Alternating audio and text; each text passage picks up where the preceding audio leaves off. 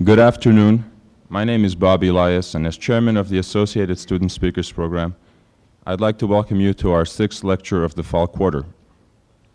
Today, as you know, we have with us Senator George McGovern. Senator McGovern is a graduate of Northwestern University, where he received his PhD in history. In 1956, he was elected as a representative to Congress. In 1961, he became a special assistant to President Kennedy and served as a U.S. delegate to the United Nations Food and Agriculture Organization. In 1962, he served his first term in the Senate and became an early opposer of the war in Vietnam. When Robert Kennedy ran for president, Senator McGovern was a worker in his campaign and himself stepped in to run when Kennedy was assassinated. Senator McGovern will have a question-answer period after his speech, and you are encouraged to use the mics on the two sides of the auditorium. It is now my pleasure to introduce the senator from South Dakota and perhaps the next president of the United States, Senator George McGovern. Thank you very much.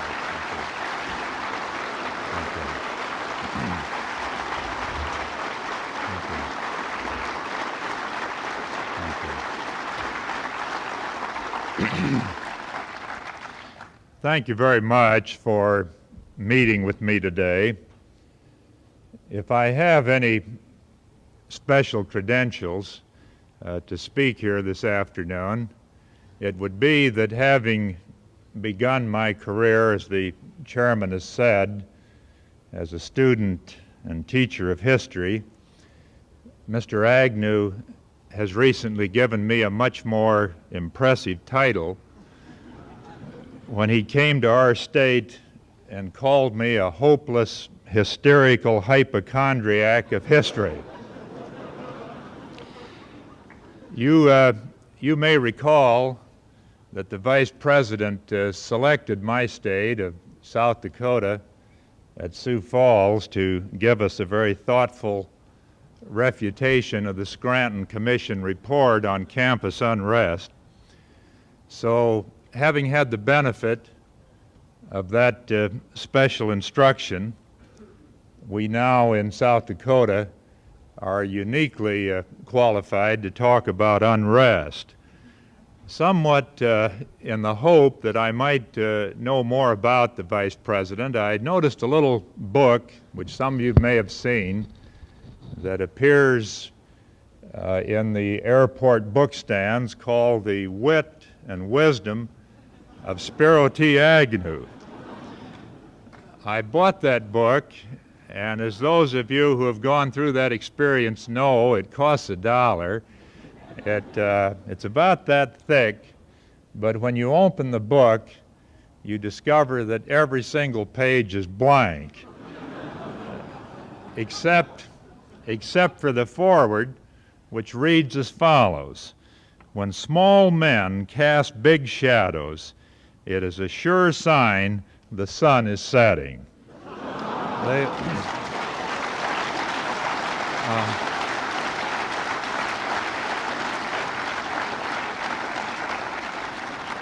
I think that little foreword written by Nathaniel Lee calls to mind the story of Benjamin Franklin at the close of the Constitutional Convention in Philadelphia 200 years ago, when he noticed a picture at the head of the Constitutional Hall where the deliberations had taken place, and it was a picture of the sun sitting on the horizon. And he said, "Gentlemen, I have oftentimes wondered during these deliberations whether that was a setting sun or a rising sun. But the principles that we have written into this document lead me to hope that here in our country the sun is rising." Now, I think the question that is in the minds of every person in this room today, certainly on my mind, is whether we're moving through a period in this country when the sun is setting or is rising on a new and more hopeful day. Sometime before the end of this decade, of the 1970s, we're going to observe the 200th anniversary of the Declaration of Independence, a revolution that was consecrated by its founders to life and to liberty and the pursuit of happiness. And it seems to me that what we need desperately in this decade of the 1970s is a second American Revolution.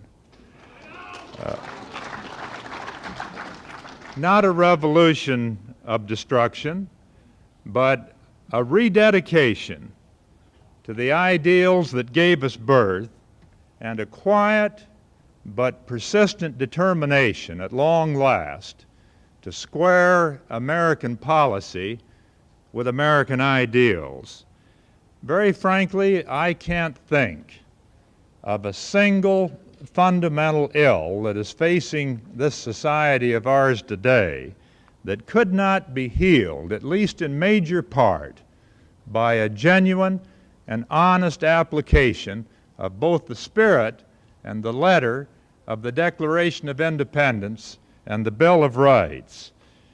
What is it that the most thoughtful critics in our country are now trying to say to it?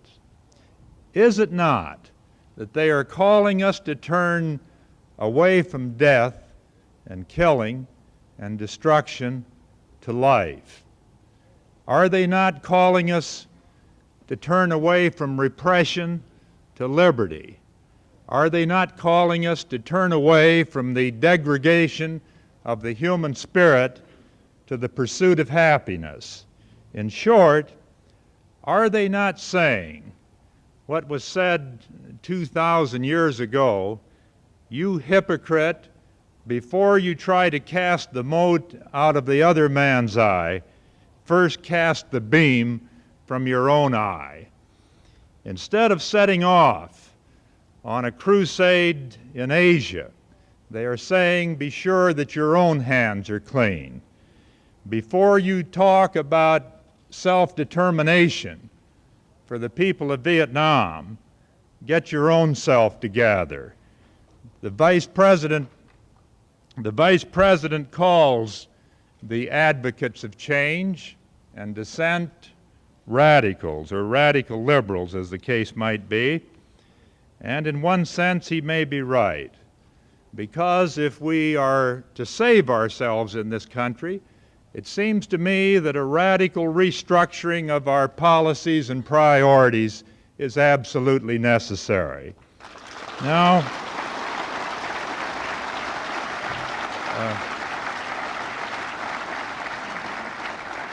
but the curious thing about all of this is that in a more profound sense, what we're really doing is calling the nation to redeem and to conserve its most enduring sources of national strength. We call it to reaffirm and to conserve its commitment to the brotherhood and dignity of man. Not a very new idea, but it's awfully hard to improve on that concept which is at the heart of the Judeo-Christian ethic. We call it to conserve its physical resources against the contamination of technology. In a sense, one could argue that we are more conservative, certainly less reckless and destructive than Mr. Agnew and Mr. Reagan. These gentlemen and others like them have forgotten that the heroes of our nation were called radicals in their day. They've forgotten that today's conservative is a worshiper of yesterday's radical. The most recent and perhaps outlandish example of that was Mr. Agnew's charge in Illinois the other day that Adlai Stevenson III is betraying the lofty ideals of his father. But what I should like to suggest to the students and faculty of UCLA today is that I have not been able to find on any university campus, in any church or synagogue, in any union hall, in any political meeting, in any corporate office, in any think tank, any more radical prescription for healing this society than one can find in the writings of Paine and Adams and Jefferson and Lincoln. But what I do find is a great nation that has wandered so far away from those ideals that it has almost lost its way. I find, for example, an America that was frankly based at the beginning on the sacredness and dignity of human life, now threatening the very basis of that life by contaminating the very fragile psychological and ecological balance of man's environment. I find an America that in its opening Declaration of Independence began with a decent respect for the opinion of mankind, now floundering around after all these years in the mud and blood of Asia in open defiance of the common sense of the civilized world. President Nixon, on his trip to Southeast Asia, went to Vietnam and described it as the finest hour in our national history. I say to you, it's the worst hour in our national history.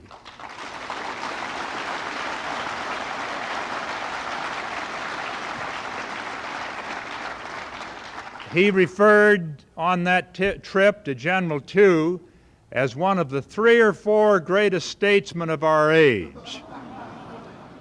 I say to you, he's one of the 3 or 4 worst. The President talks of Vietnamization. He talks of the reduction of American forces, and I'm grateful for that as far as it's gone. But behind that is the continued encouragement with American weapons of destruction, American logistical support of a crusade to keep the people of Vietnam killing each other even after we reduce our own commitment. And so I think it's fair to say that we have lost much of what it is that America used to stand for in the world in the jungles of Asia. I also find an America whose early pioneers opened the door of Harvard College just 6 years after they went ashore at Massachusetts Bay, now devoting $75 billion a year to armaments while contending that we cannot afford adequate funding for education. Let me say parenthetically, as the chairman of the Select Committee of the Senate that's been looking into the problems of hunger in this country, that I find it a moral outrage that we somehow have found the way over the last 10 years to allocate $30 billion in making sure that we were first on the moon, and yet we still permit 15 million citizens in this country to go hungry every day of their lives. So I find an America that was founded on the belief that all men are created equal, that is still terrorizing and penalizing children because of the color of their skin. I find an America whose early inhabitants actually depended for their survival in those first crucial and bitter winters on the friendship and the cooperation of the people who were here when they arrived, now having shoved those first Americans onto miserable reservations and into the slums of the reservation towns until those who were once the first Americans are now the last Americans. I find a country that began with this wonderful cry, the pursuit of happiness, still permitting 6 million families in this nation to live in the most miserable kind of hovels, 7 million old people living out their lives in loneliness on less than $100 income per month, 5 million workers who exist without jobs.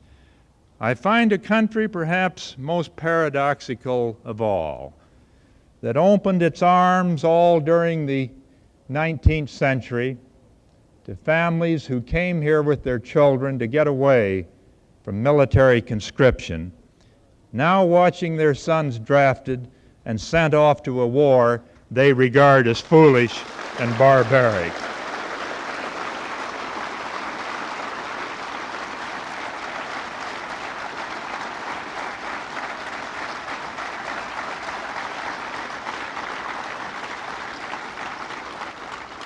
I also find a country that was the envy of the world for its legal and constitutional procedures, now jeopardizing those very precious civil and legal procedures by a kind of a fear-ridden crusade that is actually aimed at the destruction of personal privacy and personal freedom. I find in America, sad to relate, that for the last 30 years has been so absorbed in war and armaments, and for the past 25 years so gripped by a kind of a paranoia of Cold War fears and the quest for absolute security through absolute military power, that we are undermining the real sources of national strength and national greatness. So this afternoon, as I have done so many, many times in recent years, I would like to call on this country to come home from the killing of Asians to the healing of our own great but very deeply troubled country. I'd like to call us to come home from Saigon, where we're wasting young blood in support of a crooked political regime that has never had the respect of its own people. But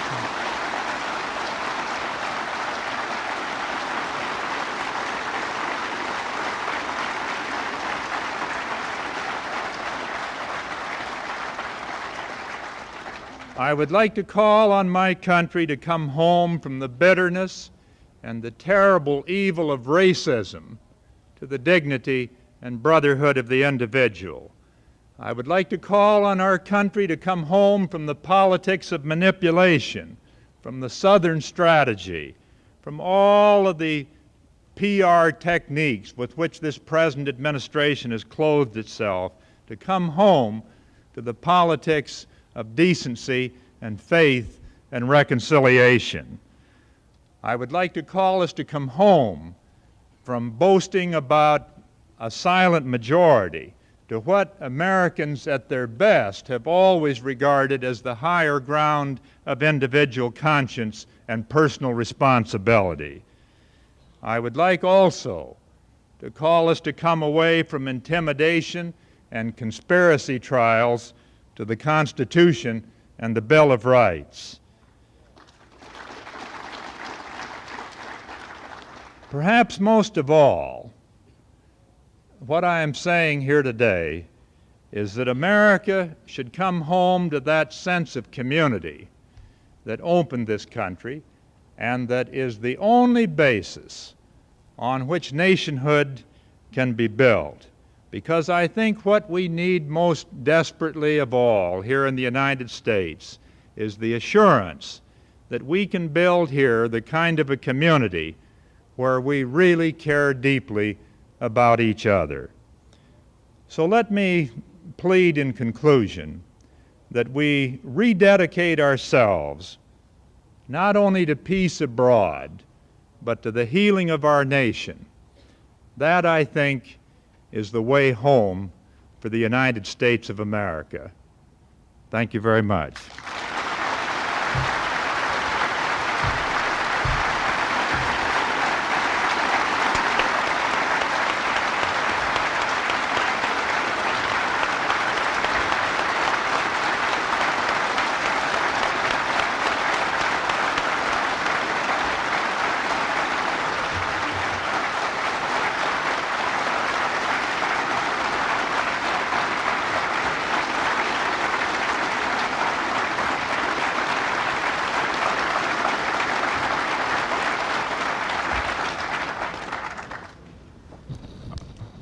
All right, we have time for a lot of questions. Where are the mics? Right over there. Could you get it to that man there?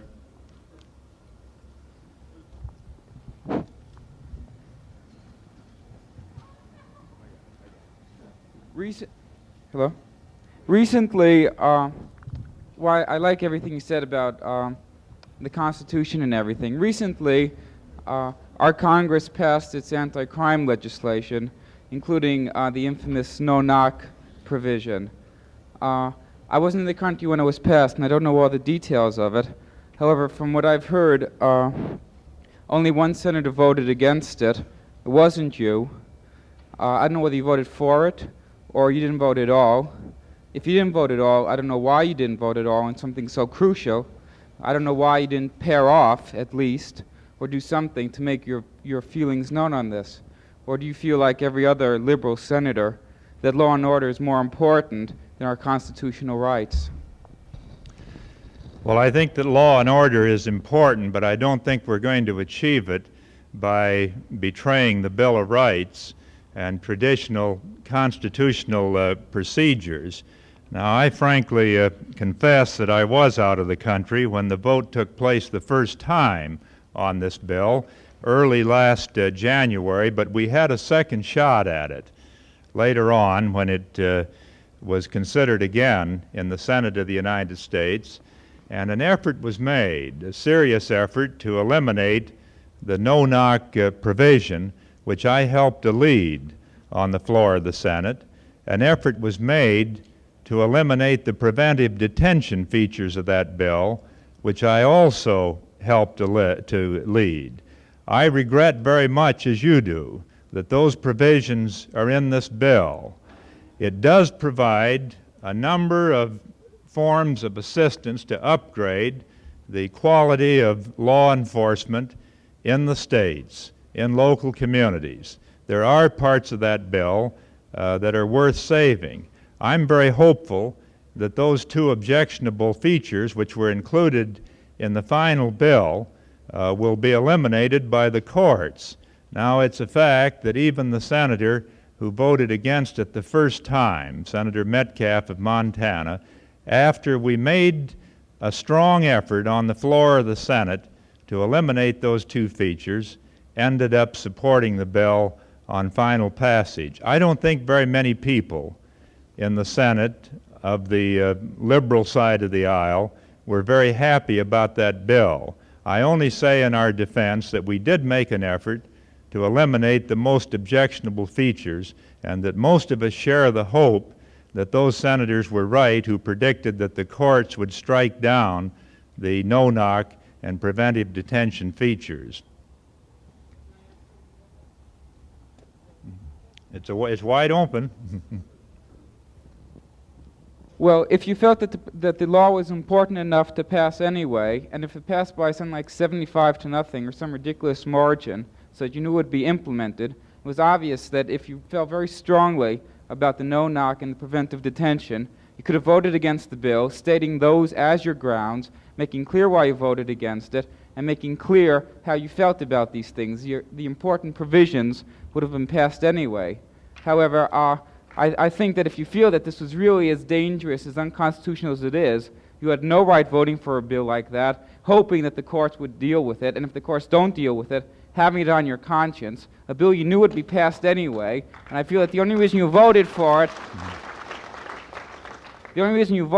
was because in this day and age of law and order, you couldn't possibly come out in your constituency or anywhere else in this country, in our Senate, and come out against a bill for law and order. No, unfortunately, I think your case is a good one. I don't deny that a valid argument can be made. One faces this on almost every bill that comes before the Senate of the United States of any consequence. I go through that time after time after time, the question of whether you're going to accept a piece of legislation because of one objectionable feature, or whether you're going to evaluate the bill in terms of its overall impact. Now, I'm not running for election in 1970. I don't stand for election until 1974. I didn't get a single letter one way or the other on this issue. I was free of political pressure to vote as I chose. And aside from that, what I tried to do was to reach a judgment on the final question of whether the bill contained more good than ill. I decided it did, but I still object to those features. I can't recall, since I've been in the Senate of the United States, casting a single vote on a comprehensive piece of legislation where every paragraph or every phrase was exactly the way I wanted it. Sometimes I've cast symbolical votes against it, but that's a very difficult question to reach. And I think if you were faced with the same problem, you'd discover sometimes that you make judgments to take the best of two alternative possibilities, neither one of which are entirely desirable.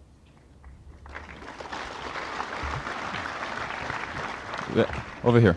Senator McGovern, I would like you to explain what you believe should be America's policy toward the State of Israel, and then tell us whether you think the policy that you advocate will bring forth support from elements within the Democratic Party who support the State of Israel in your drive for the presidential nomination in 1972. Yeah.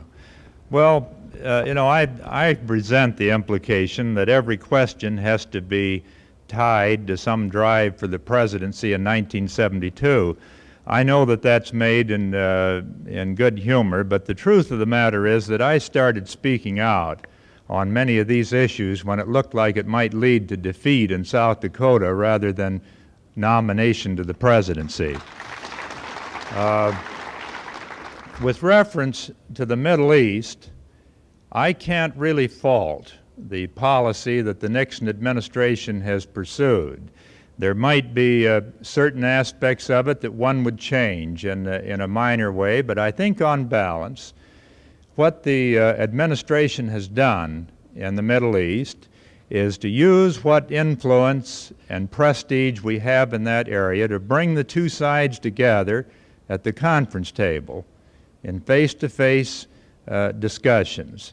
I think we've used our influence through the media of the United Nations to arrange a standstill and ceasefire, one that's doubtless been violated to a certain extent on both sides. But nevertheless, the basic thrust of American policy in the Middle East under this administration has been one of trying to avoid a larger war and to bring the contesting parties together in peaceful discussion.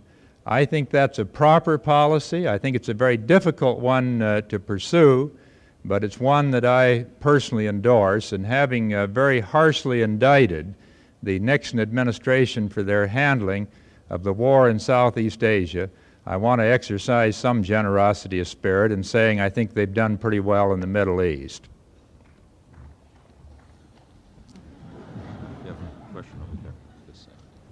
Senator,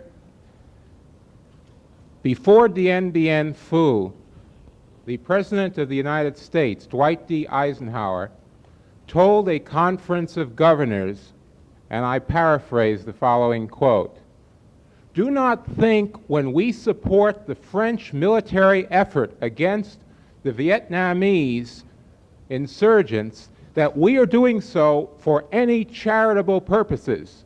We are doing so, we are supporting the French war against the Vietnamese insurgents of Ho Chi Minh because of tin and tungsten." Unquote President Dwight D. Eisenhower, who later on in the Reader's Digest many years later switched his position once American boys started dying for what he felt was tin and tungsten, and said, "We're really there fighting for freedom." Now, what I ask you, as one of the prime voices of conscience and one of the most influential voices of conscience in the world today, let alone the United States, if this is true, that we in the United States have been spending all these years in Vietnam violating the very principles of the republic for which we all supposedly stand, if this is the truth, then I ask you, shouldn't people like you be addressing yourself to this specifically instead of year after year simply saying the war is wrong? And when you begin talking about these things, would it not therefore be true that the American public may then be able to abort some of these situations where we're partly pregnant, such as Thailand and Eritrea? Thank you. Yeah. First of all, before I give you my own view on that, I would like to just ask for my own information whether you personally accept the Eisenhower explanation that we went in there because we were interested in tin and tungsten. I do not know. That's why I'm asking you.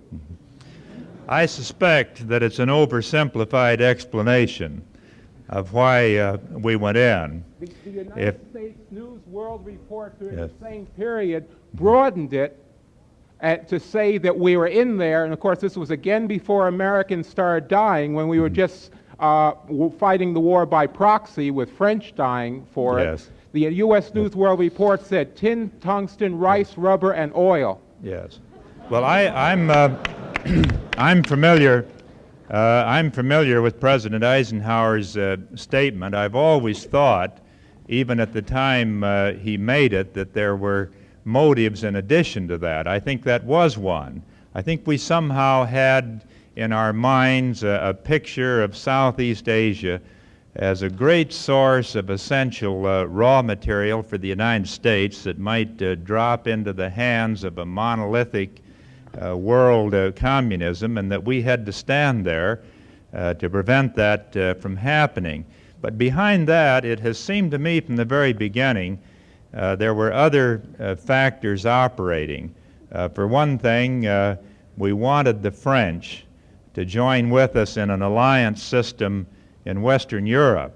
We were trying to build, as you will recall, in that period, a military containment against the Soviet Union, which was then regarded as our principal enemy. And in order to persuade the French that they ought to become a part of the NATO alliance system, I think we were willing to forego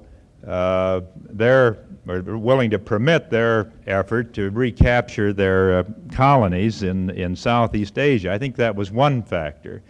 The kind of pathological fear we had in those days, and which still lingers on, of communism, where we saw it as a part not of a diverse communist grouping of states that are sometimes doing battle with each other, but where we saw the gain of communism in Saigon as a part of the extension of the power of Peking and Russia. I think that had something to do with the decision to back the French. But let me just say, for whatever reason we went in there, this war has been a disastrous mistake from the very beginning. I will give President Eisenhower credit for having had the political realism to say that if an honest election had been held in 1954, Ho Chi Minh would have won it with 80% of the vote in both North Vietnam and South Vietnam. That being the case, how can anyone honestly hold to this line any longer that we went in there to protect the self-determination of the people of Vietnam? That, it seems to me, is the crucial point that needs to be made, that we stumbled into or went in deliberately, if you prefer, went into what was essentially a civil conflict involving two groups of Vietnamese who were struggling for the control of the government in Saigon.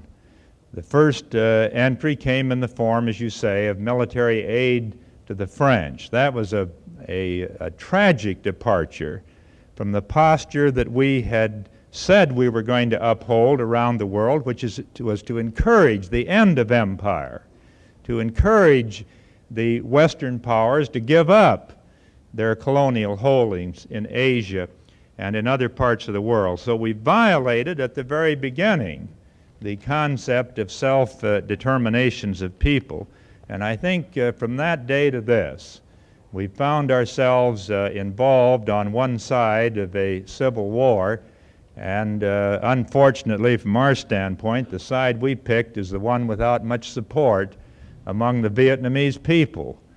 A corrupt regime that has refused to carry out reform, that has practiced the very repression we say we went in to prevent, that has practiced the very destruction and killing that we say we went in to reduce. So I think on all counts, this war represents a moral, an economic, a political, and a diplomatic disaster for the United States.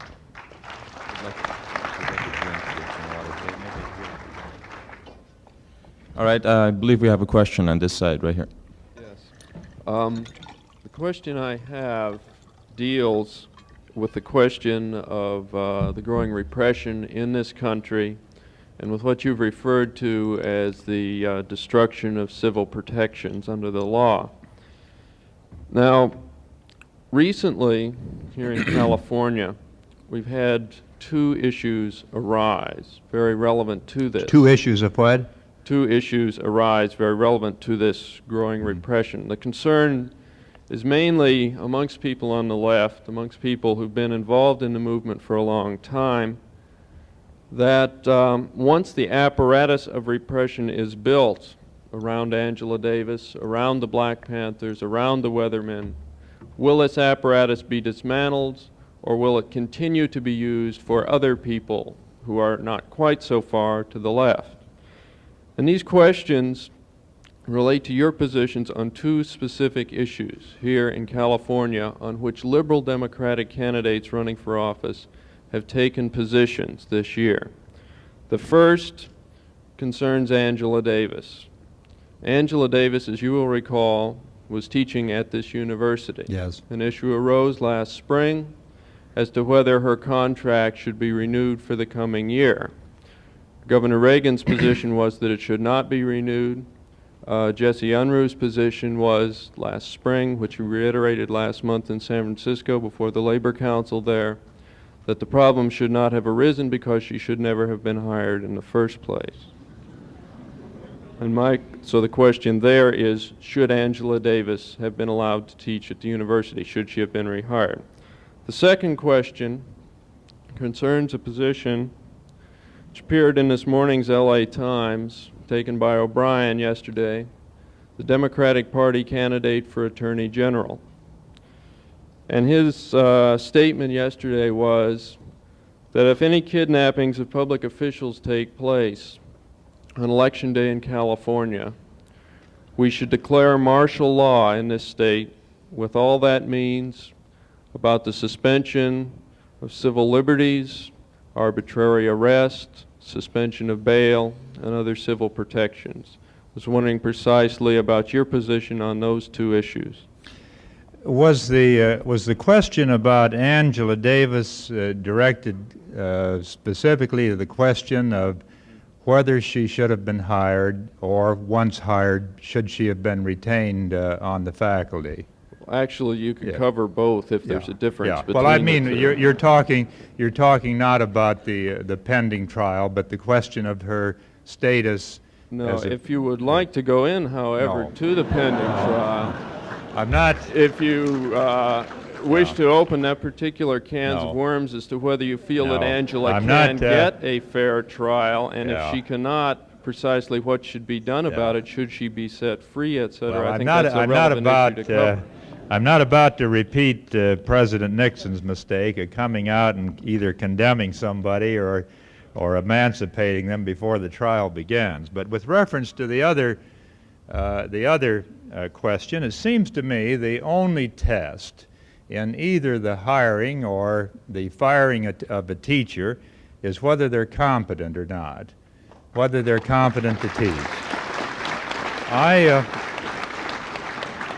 I don't think inquiry into a person's political views is a proper criteria either for hiring or firing faculty members.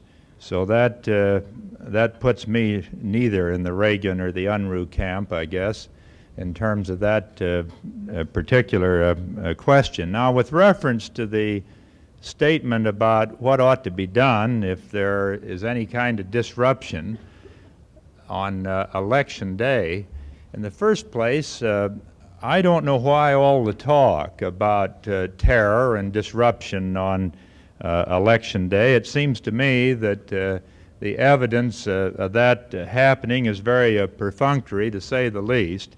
But even if it did, why prejudge what kind of action ought to be taken until one has some assessment of whether it's a minor infraction that can be taken care of by the election officials or by local police officials? Why does it serve any useful purpose to talk about invoking martial law before one has even the wildest imagination of what's going to happen in a situation of this kind?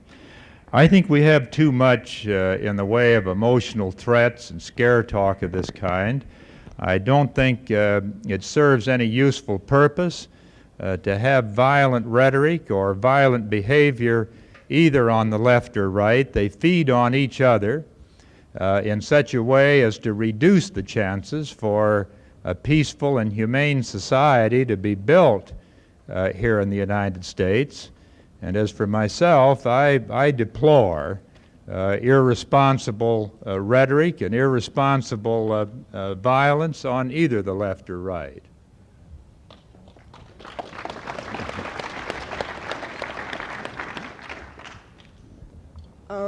Before you mentioned, the first question that you were out of town when some amendment was voted on, and I'd like to bring to light a couple amendments that you weren't out of town on and that you very definitely voted on.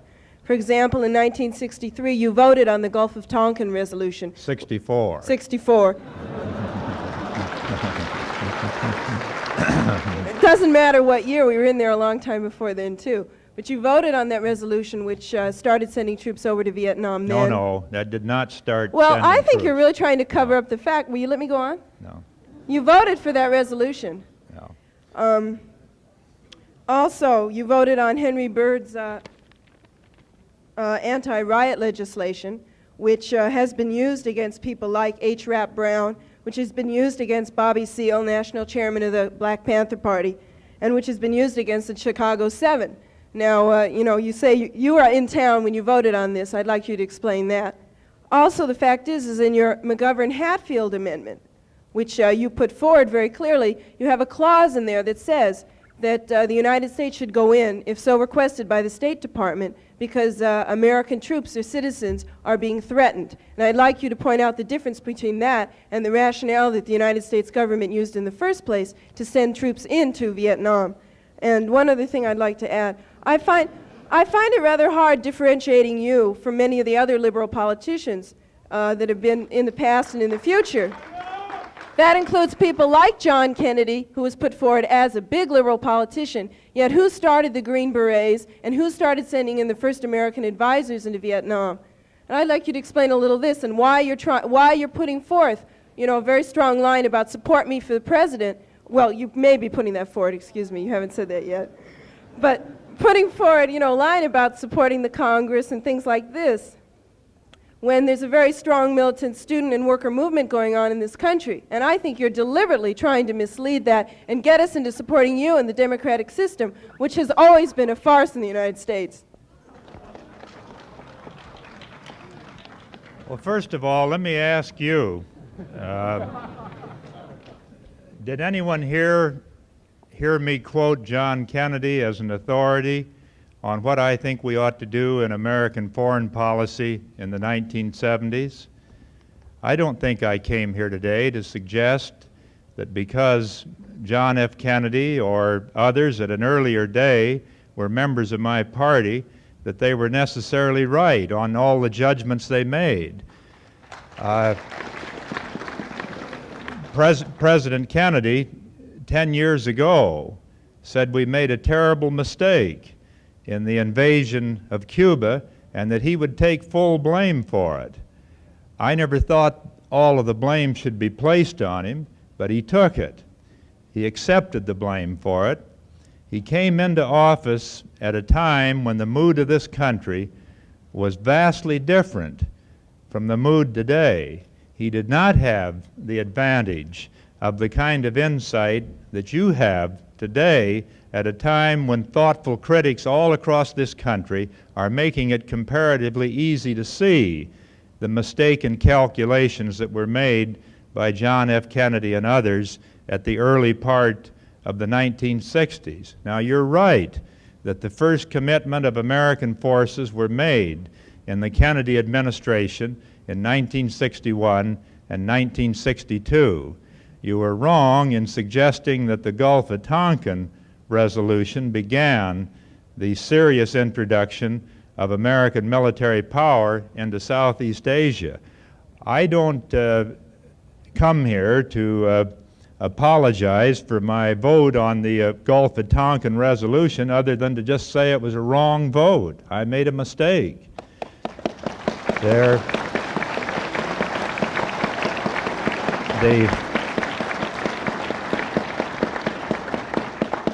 At that time, if I can carry you back to what the situation was in August of 1964, President Johnson was giving us assurances that the war would not be expanded.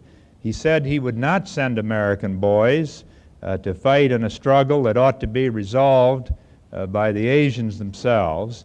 He was being seriously attacked by presidential candidate Goldwater for being too soft and for not exercising some degree of American military power when our forces were under attack. I believed when I was told by top officials of our government that there had been an attack on American vessels on the high seas. I now question whether that attack ever took place. But you have to, I think, evaluate these actions in the light of the historical context of that time. What many of us were trying to do was to destroy the basis on which presidential candidate Goldwater was trying to upset what we thought was an administration dedicated to restraint and to bringing about an end to the war in Southeast Asia. I came to regret that vote very shortly after it was cast. When the war started to escalate in 1965, I think it escalated not so much because of the Gulf of Tonkin resolution. It escalated because decisions had already been made in the executive branch of our government that we were going to take additional steps once the election of '64 was out of the way to increase our military involvement. And it was at that point that I and others in the Senate, a very small group at first, began to speak out almost daily against the escalation of that war. We should have done better. We should have seen this earlier. But the fact remains that the dissent on the war in Vietnam did have strong voices in the Senate who were speaking out 5 or 6 years ago, and the tragedy is that so few people were willing to listen. Now, with regard to the Byrd bill that you referred to, my recollection is that I voted against that measure. I can't positively challenge you on that. It was some time ago that that measure was passed, but I remember being attacked by Senator Byrd for proposing or for opposing a series of measures that he had offered to deal with riots. And I think if you'll check the record, and I'm willing to apologize in the school newspaper if I'm wrong, I think I voted against the Byrd anti-riot measure that you mentioned. If I'm wrong on that, I stand corrected.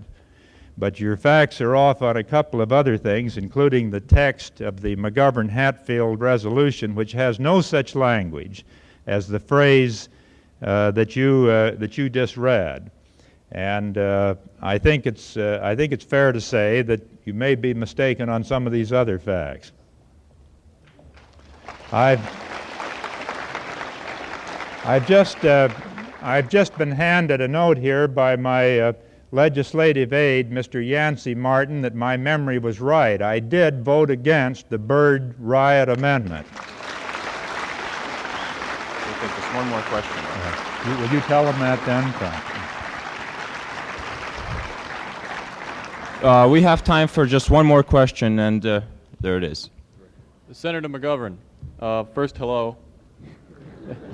And my question. Selective service has begun to recognize conscientious objection as less than purely a religious concept.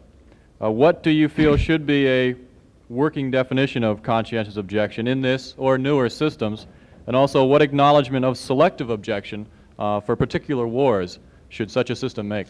Well, I favor the concept of selective conscientious objection to particular wars.